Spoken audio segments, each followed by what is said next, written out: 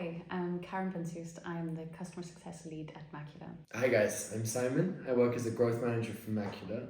I'm Karina. I've been working at Makula since 1.5 years in sales, and I'm responsible for the German-speaking market. In the last 4 months, having worked here at Makula, what I've seen in the market is, or one of the biggest things, is that many of the manufacturing companies are looking to bring all of their operations more into a digital space. Digital transformation is a big topic within this space. 2023 has definitely been a crazy year for us. A lot of onboardings, a lot of new insights into the industry, working in different types of industries as well, different verticals. In the past year, 2023, I have experienced firsthand that there's a growing realization in the industry of the transformative power of digital after-sales service platforms.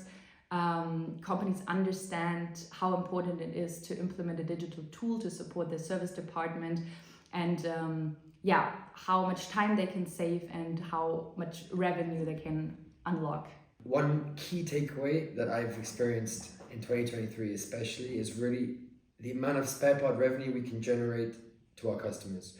This is one thing that a lot of customers don't realize, is how much spare part revenue is leaving their company and going to third parties. What I've also seen is that a lot of the companies are trying to move from a reactive space into a proactive space with their service. And usually pricing has been the main, factor behind this. But I've seen in 2023, it's now ease of identifying and requesting for a spare part. Pricing is now a secondary factor. Rather than just everything coming at them and having to react to that they are on top of it, that they are doing maintenance before it needs to be done because it's broken down.